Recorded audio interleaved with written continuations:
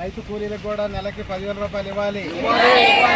రాజధాని రైతులకి ఎకరానికి ₹1,00,000 ఇవ్వాలి. రైతు కూలీలకి నెలకి 10,000 రూపాయలు ఇవ్వాలి. రిలే నిరసన దీక్ష రైతుల కోసం చేస్తున్న 30వ రోజుకి రావటం జరిగింది. అయితే ప్రభుత్వం మొండి వైఖరితోనే ఉంది. ప్రజలు రైతులు అనేక ఇబ్బందులు పడుతూ ఉన్నారు.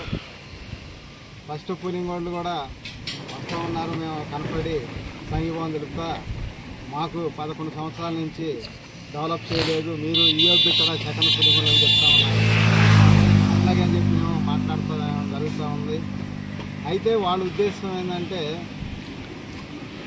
కాలయాపన చేసి ఏదో ఒక రోజు ఊరకిస్తే లాగేసుకుందాంలే ఈ 1250 గజం వాళ్ళకి ఇచ్చేసి అనే ఆలోచన తప్ప ఒక న్యాయపదంగా ఎకరానికి ₹1,00,000 ఇచ్చి 1250 గజం తీసుకుందాం అనే ఆలోచన మాత్రం ప్రభుత్వంలో కనపడుతున్నట్టు ఏం కనపడలేదు. అయితే రైతులు మాత్రం ఇవ్వడానికి మాత్రం ఇష్టపూర్వకంగా లేరు. తేలిచి చెప్తున్నారు, మేము అసలు సెకండ్ కూలింగ్ ఇవ్వమని. ఒకవేళ ఇవ్వాలి అంటే మాత్రం జేకేఆర్ గారు, వైఎస్ పార్టీ అధ్యక్షుడు జేకేఆర్ గారు అడిగినట్టుగా రైతు కార్మికుల దగ్గర మంచి స్పందన ఉంది. ప్రభుత్వం కూడా ఆలోచన చేసుకొని ఈ విధంగా మనం తీసుకున్నట్టయితే ఇన్ని వేల ఎకరాలు 44,000 ఎకరాలు మనం తీసుకున్నట్టయితే రైతులకు వచ్చే ప్లాట్లు గజం 2,000 కూడా కొనరు. రైతులు అన్యాయం అయిపోతారు. కాబట్టి మనం ఎకరానికి ₹1,00,000 ఇచ్చి 1250 గజం ఇచ్చి ఆ విధంగా తీసుకోవటం న్యాయమైన పద్ధతి అని చెప్పి ప్రభుత్వం ఆలోచించాలని చెప్పి నేను కోరుకుంటా ఉన్నా. అయితే వాళ్ళేమో విదేశీ వాళ్ళకి 20 కోట్లకి ఆ విధంగా అమ్ముకుంటా ఉన్నారు. వాళ్ళ రేట్లు వస్తాయి. ప్రభుత్వానికి వచ్చిన వాటా వాళ్ళు అమ్మేసుకుంటారు. రైతులకు వచ్చిన వాటా కొనే నాదుడు ఉండడు. అందుకని నేను ప్రభుత్వాన్ని డిమాండ్ చేస్తున్నాను ఏంటంటే ఫస్ట్ కూలింగ్లో వాళ్ళు కూడా ఇన్ని సంవత్సరాలు డెవలప్ చేయరు అనుకుంటే ఇచ్చే ఉండేవాళ్ళు కాదు. కాబట్టి ఇప్పుడు కూడా అదే భయం ఉంది సెకండ్ కూలింగ్ కూడా. అట్లాగే 10, 15, 20 సంవత్సరాలు కనుక డెవలప్ చేయకపోతే మన పరిస్థితి ఏంది? మనం ఉన్న ఆస్తులన్నీ ప్రభుత్వానికి ఇచ్చేసి మనం ఇబ్బందులు ఎందుకు పడాలి?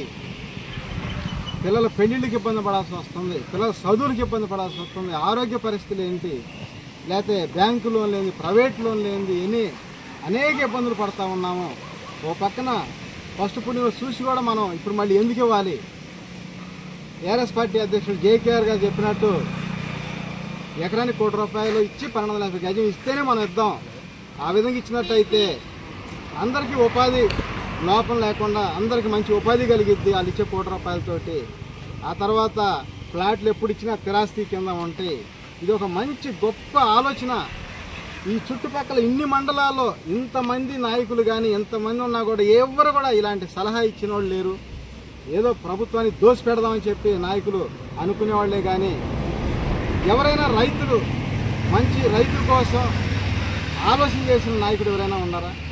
ఏ పార్టీనైనా సరే అధినేత నాయకులను అడగగలిగే ధైర్యం ఎవరికైనా ఉందా? నాయకులకి ఎవరు లేదు. ప్రభుత్వం అధినేత ఏ చెప్తే నాయకుడు అదే ఫాలో అవుతారు.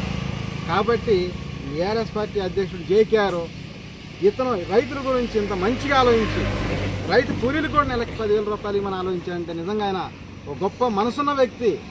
ఇలాంటి వ్యక్తి మనం సపోర్ట్ చేద్దామని చెప్పి వేలాది మంది వచ్చి సపోర్ట్ చేస్తూ ఉన్నారు. వచ్చే పోయేవాళ్ళు సంఘీభావం తెలుపుతూ ఉన్నారు. ఇదే రకంగా మీరు మాత్రం ప్రభుత్వం దిగొచ్చి ఈ రకంగా ఇచ్చేంతవరకు మీ పోరాటం ఆపొద్దండి, మేము అందరం సంఘీభావం తెలుపుతాము, మేము సపోర్ట్ చేస్తాం అన్ని రకాలు కూడా అని చెప్పి మద్దతు తెలుపుతూ ఉన్నారు. చాలా సంతోషంగా ఉంది.